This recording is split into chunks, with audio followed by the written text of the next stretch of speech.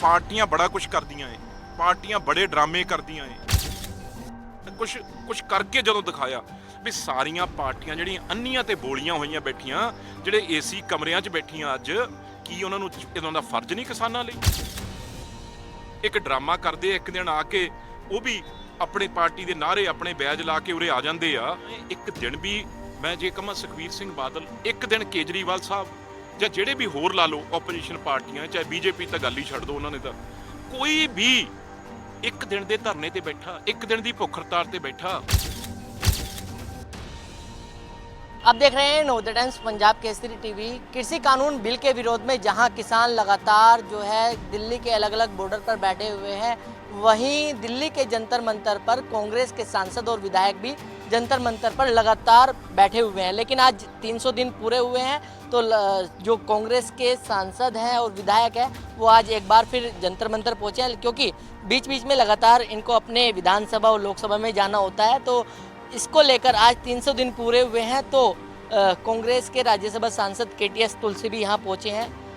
तुलसी साहब, लगातार सरकार जो है कह रही है कि किसानों से बातचीत करने के लिए तैयार है, लेकिन 300 दिन हो गए हैं, किसान जो सांसद है और विधायक है जो यहाँ जंतर मंतर पर बैठे हैं, क्या सरकार आवाज़ सुन नहीं रही है या मान नहीं रही है? देखिए, हम तो सिर्फ ये बताने के लिए आए हैं कि सभी लोग बात करते हैं कि ये रास्ता क्यों रोका है, कितनी जानें चली गई, उनकी बात नहीं करते।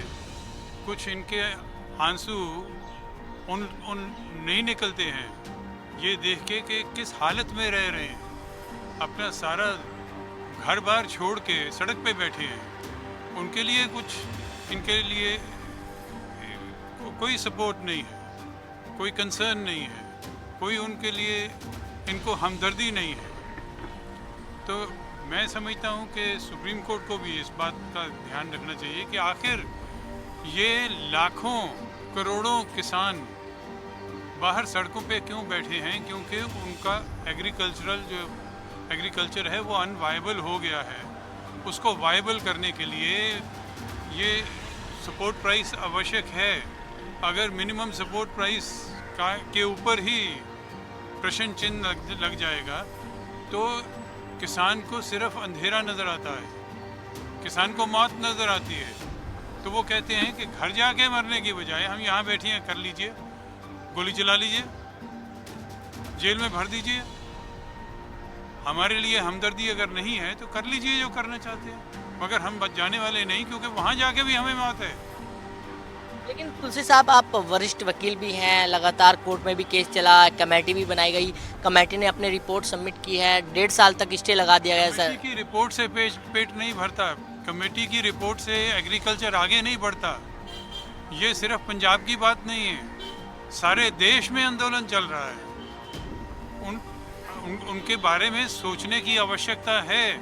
आप ये कहते हैं कि दिल्ली के लोग जो रहते हैं इनको बहुत इनकन्वीनियंस हो गई, जो बैठे हैं 40 डिग्री टेम्परेचर में बैठे रहे, इतनी बारिश में बैठे रहे, बारिश जहाँ पे भी तंबू लगे हुए हैं वहाँ पे कितना पानी खड़ा हुआ।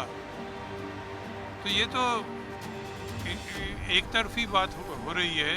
किसान के लिए हमदर्दी नहीं है, दिल में दर्द ही नहीं है। उनके हाल देख के कितने लोग मर गए, 100 से ज़्यादा मरे। उनके लिए, उनके बच्चों को, उनकी फैमिली के लिए कुछ किया सरकार ने? सर, आखिर हल कैसे निकलेगा? किसान अपने घर कैसे वापस जाएंगे? किसान जाएंगे, सिर्फ स्ट्रेट फॉरवर्ड मांग है कि ये जो 2 कानून हैं ये वापस लीजिए, क्योंकि इनसे हमें किसी वक्त भी बड़े बड़े कॉरपोरेट्स जो आ जाएंगे सारी दुनिया में से, वो हमें बेघर कर देंगे, ज़मीन भी जाएगी। हम नहीं चाहते हैं कि वो हो। सबसे ज़्यादा एम्प्लॉयमेंट एग्रीकल्चर सेक्टर में, सब अभी बेकार हो जाएंगे। तो बिल्कुल डिम्पा साहब, मेरे को याद है कि जब आप एक दिन का धरना लगाया था आप लोगों ने जंतर मंतर पर, कांग्रेस के सारे सांसदों ने, उसके बाद ओदला जी यहाँ बैठे रहे, नहीं उठे, उसके बाद आप लोगों का भी सपोर्ट रहा। लगातार सर्दी हो, गर्मी हो, बरसात हो, आप लोग बैठे रहे। क्या लगता है कि सरकार जो है मानने के लिए तैयार नहीं है? देखिए, बीजेपी एक बहुत बड़ी स्वार्थी पार्टी है। इनका निजी स्वार्थ है वो सबसे पहले आता है। लोगों से, जनता से इनका कोई लेना देना नहीं। इनको वोट मिले तो ये भगवान राम जी को भी पॉलिटिक्स में उनका नाम ले आते हैं। इनको वोट मिले ये देश में दंगा भी करवा देते हैं हिंदू मुस्लिम का। इनको वोट मिलनी चाहिए ये फर्जी सर्जिकल स्ट्राइक भी करवा देते हैं। इनको वोट चाहिए चाहे किसानों की कितनी जान चली जाए ये उसमें भी निजी स्वार्थ के लिए करेंगे। जहाँ तो बीजेपी का निजी स्वार्थ हो को इनकी कहीं सरकार बन रही हो तो ये किसान के साथ बात करेंगे। अगर ये किसान को कम आंक रहे हैं, मैं एक बात दावे से बता सकता हूँ 5 स्टेट में चोन होने जा रही है और 5 स्टेट में इनका सूफड़ा साफ हो जाएगा। इनकी स्वार्थ का नतीजा हम सभी ने देखा अमेरिका में क्या हुआ। ये पहले प्रधानमंत्री हैं जिनको अमेरिका में इतना बेरुखी के साथ वहाँ से रुखसत किया है। ये अपने आप को विश्व गुरु कहते हैं, ग्लोबल लीडर कहते हैं। खाली UNGA की असेंबली में खाली भाषण, कुर्सियों को भाषण दे के आए, किसी ने ताड़ी नहीं बजाई। अमेरिकन या इंटरनेशनल मीडिया ने इनको कहीं कवरेज नहीं किया है। ये सिर्फ अपने स्वार्थ के लिए और ये जो कुछ गोदी मीडिया है उनके जरिए कितनी देर इनका काम चलता है ये अब नहीं चलेगा। अब किसान और लोग जाग गए हैं। इन 5 स्टेटों में इनका सूखड़ा साफ कर दें। लेकिन पंजाब की बात करें तो पंजाब में लगातार जो है हरियाणा के अंदर बीजेपी का विरोध हो रहा है। लगातार अब आज जानकारी जो मिल रही है कि कांग्रेस के जो विधायक हैं उनका भी विरोध होगा। देखिए, कांग्रेस तो हमेशा किसानों की समर्थक रही है। किसी ने और कहीं भी नहीं कहा कि कांग्रेस का विरोध होगा। हम तो अपने 3 लोग हैं, तीनों लोग जो हैं बारी से यहाँ रहते और कॉन्स्टिट्यूएंसी में जाते, घर घर गांव गांव जा रहे। ऐसा कुछ नहीं है। अगर विरोध होगा तो सिर्फ भाजपा और इनके सहयोगियों का होगा और किसी का नहीं। तो बिल्कुल, अगर ओजला जी आपसे बात करें तो जब ये धरना चालू हुआ था तो एक दिन का धरना लगाया गया था, लेकिन आप नहीं उठे थे, आप यहीं बैठ रहे थे। और अगर धरने की बात करें तो धरना के क्रेडिट आपको जाता है? धरने का क्रेडिट सारी कांग्रेस पार्टी को जाता है। धरने का क्रेडिट मेंबर पार्लियामेंट जितने मेरे साथी हैं, रवनीत बिट्टू जी हैं, गिल जी हैं, कुलबीर जीरा जी हैं, क्योंकि first day KTS Tulsi ji उस दिन भी आए थे जब थे, तो ये सबको धरने का क्रेडिट जाता है, सभी वर्कर को जाता है। रीज़न होता है कि जब पीछे पार्टी है तो दिल किया ना, धरना लगा लिया, सारे लोग आकर बैठ गए। सो ये सबका धरना है। किसान मजदूर के हक में जो धरना दिया गया है वो मतलब आप समझो कि एक मिसाल है। लगातार मेंबर पार्लियामेंट एक फुटपाथ के ऊपर बैठकर सोकर धरना चला रहे हैं। MLA साहबान आ रहे हैं, मिनिस्टर साहबान, वर्कर साहबान आ रहे हैं। ये फर्स्ट टाइम हिस्ट्री में हुआ है, क्योंकि ये ऐसी बात नहीं, क्योंकि कहना और करनी में लोग सोचते हैं तो बहुत फर्क होगा, लेकिन ये फर्स्ट टाइम हुआ है। जो कहा है वो करके दिखाया। 300 दिन पूरे हो गए। सभी मेंबर पार्लियामेंट हमारे वर्कर सब मिलकर इस धरने को चला रहे हैं। और ये नादरशाही सरकार जो है नरेंद्र मोदी की, उसको ये बताना चाहते हैं कि हम लोग आज 2 अक्टूबर है, बड़ी बात है। आज महात्मा गांधी जी का जन्मदिन भी है, लाल बहादुर शास्त्री जी का भी है। उन सबको हम याद करते हैं और वही तरीकाकार शांतमय तरीके से हम ये नादरशाही ताकतें हैं जो डिक्टेटरशिप है उसके विरुद्ध जो वो लड़ाई लड़ते थे 1947 से पहले, उनसे हम प्रेरणा ले रहे हैं। और हम लगातार ये धरना किसान, मजदूर और आम आदमी के हक में जारी रखेंगे। लेकिन बिट्टू साहब, जिस तरीके से आप लोग 300 दिन आज पूरे हुए हैं, लगता है कि 100 दिन पूरे हुए, 200 दिन पूरे हुए, आज 300 दिन पूरे हो रहे हैं, ऐसे सरकार पर कहीं ना कहीं दबाव बन पाता है?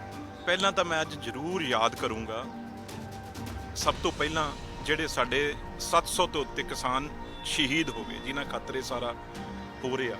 ਪਰ ਇੱਕ ਮੈਂ ਜ਼ਰੂਰ ਪਹਿਲੇ ਦਿਨ ਦੀ ਗੱਲ ਮੈਂ ਯਾਦ ਕਰਨਾ ਚਾਹੂੰਗਾ। ਆ ਸਭ ਤੋਂ ਸੀਨੀਅਰ KTS ਤੁਲਸੀ ਜੀ ਬੈਠੇ ਆ ਪਹਿਲੇ ਦਿਨ ਜਿੱਦਣ ਇਹ ਸ਼ੁਰੂ ਹੋਇਆ ਸੀ।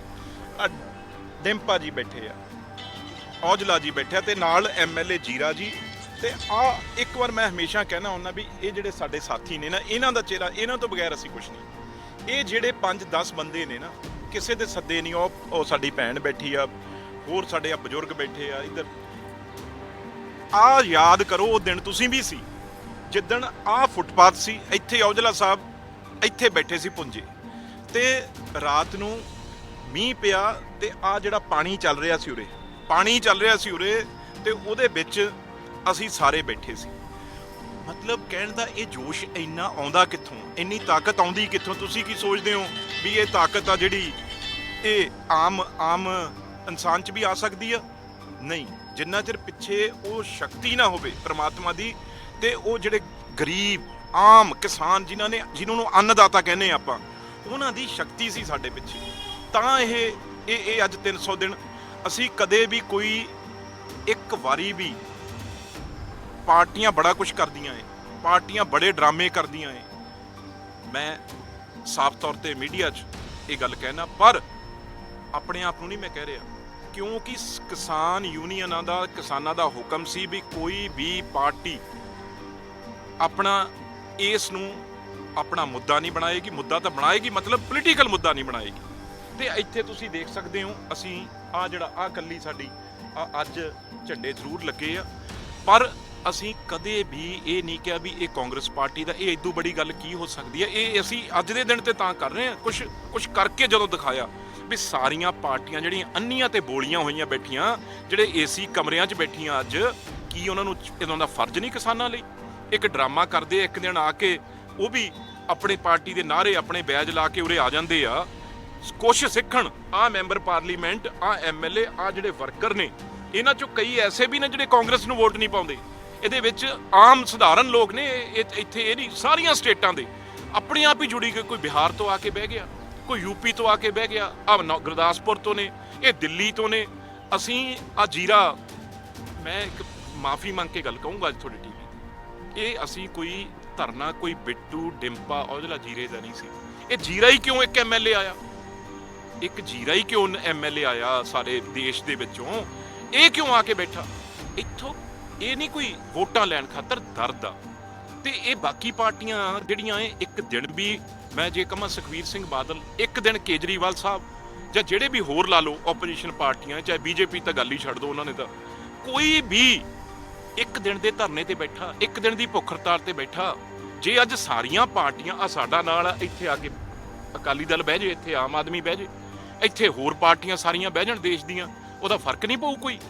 ਅੱਜ ਇਹੀ ਸੁਨੇਹਾ ਅਸੀਂ ਤਾਂ 300 ਦਿਨਾਂ ਜਿਹੜਾ ਸਾਰਾ ਕੁਝ ਲੇਖਾ ਅਸੀਂ ਤਾਂ ਕਿਸਾਨਾਂ ਦੇ, ਉਹਨਾਂ ਦੇ ਲਈ ਆ, ਸਾਡਾ ਕੋਈ ਨਹੀਂ।